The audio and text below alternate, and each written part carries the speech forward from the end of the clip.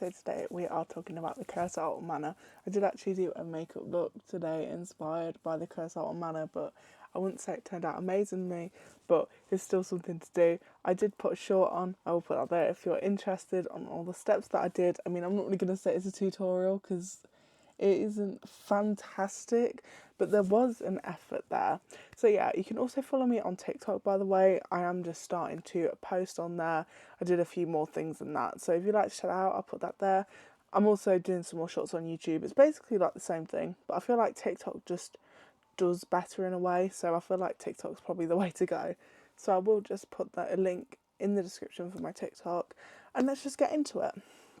So we are doing a deep dive on Curse. I have already done the Haunted House and Jewel, so this is the last episode of the deep dives.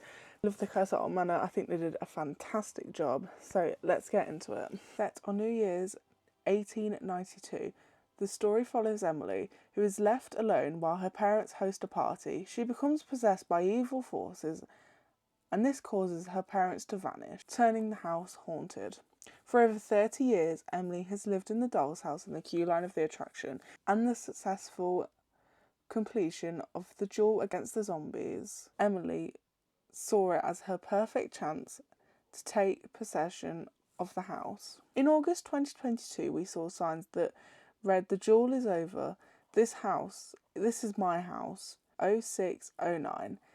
This made people talk and speculate what would be next. On the day of duel closing, people came to say goodbye. After the doors closed the next day, entering Gloomy Wood, it was closed. The door was bolted shut, with signs reading "Property Repossessed." The signs also included a phone number. Whoever dialed the phone number would hear an automatic announcement that the building is repossessed and deemed too dangerous to enter. With ominous music in the background, the transition gets interrupted.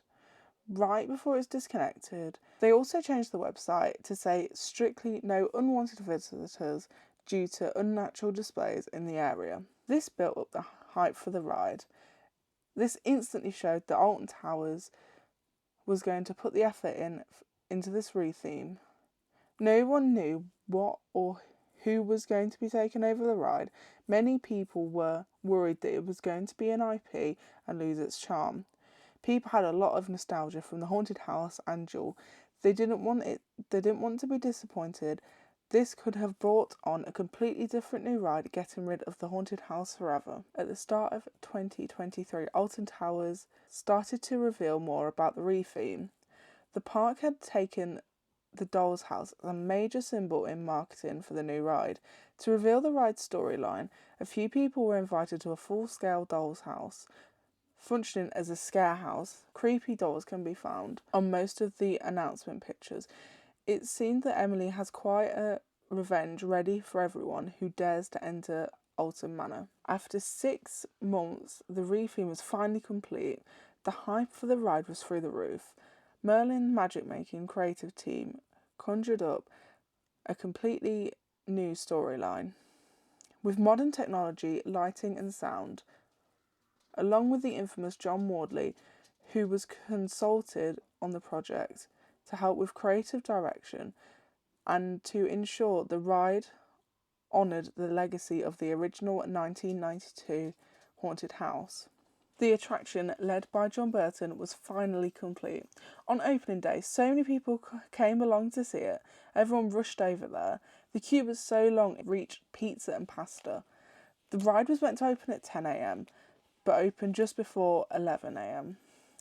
With the excitement building, the actors roaming, the atmosphere was electric. The exterior had been changed in the closed season. A smash window had been added with a figure standing there.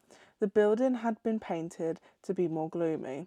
The crypt that stood outside had been moved to the entrance of the ride. Now stood there is Emily Alton's crypt, with Snowy the cat laying on it. A hearse was added to the food store that was renamed Attic Confectionery. The shop was changed to be called Attic of Antiquities. A hearse that has crashed into the food store has got a sign on it that says Doom & Sons, a former walkthrough attraction. A sign on the gate that says Wardley Estate Agents that references how John Wardley was the first person to create the haunted house. The queue line had new gravestones that references to old rides and attractions, a smoke machine that was creating a scary atmosphere. Inside the queue line, many changes were made. As you walk in, you are greeted with a sign that says for sale, which is the opening year of the haunted house. The pre-show has a story being told. The doll's house with Emily, but this time she's in the attic alone with her parents having a New Year's party downstairs with many different people. We see Emily suddenly rise up in a purple flash. The room lights up with a UV light coming through, lighting up what she's written on the walls with UV paint. The station has New Year's decorations all over it with cobwebs lining it. We start off the ride moving slowly towards a painting of the Alton family. Emily is glowing purple and a clock is seen to the left and a ticking noise is heard. Suddenly Emily said, "This is my house," and her parents disappear. It turns to the right facing a door, with the walls cracking and opening up around the car. Towards the door, the lock is glowing purple. Emily says, "This is my house." Turning to the left, the window in front smashes and flashes. Turning to the right, we are greeted with a dining hall scene, with chandeliers flashing on each side. A projection of Emily emerges from the middle of the pillars. She disappears and a light flashes, turning fastly to the right and then turning to the left. Into a room with a painting of her parents and a lightning bolt going through. Turning right, greeted by the fireplace. A red light flashes as you go in. This was meant to be an effect where the smoke would block the view of the tunnel, like it was a fireplace, but that never actually worked. When in the trommel tunnel, you are faced with a clock that's also turning. This helps with the illusion of turning upside down. The clock says it's 12 a.m. Turning to the right, we see an effect that is Emily. This shows her real self. She breaks out of her body and becomes a demon. To the left, this is the part that had the most complaints, the hide and seek part, where Emily says, "I'm over here, I'm over here." But where the speakers are placed, it really sounds like she's in the direction of where she's saying it. After doing some turns, we are greeted with Emily and her parents made out of puppets. And she says, "Our perfect family." Then it's to the attic. This is where Emily has spent most of her time. This is shown by the haunted house. The same chalkboard with the same numbers on it from the original video. Suddenly a doll jumps out and jump scares the riders. Next to there is a spider projected onto the wall and you can hear its legs are moving. 3 spiders jump out at riders. Above your head you can see bodies that have been eaten and trapped by the spiders in their webs. Then we are faced with a massive spider that is watching the car as it slowly goes under it. Then met with a room with flickering chandeliers.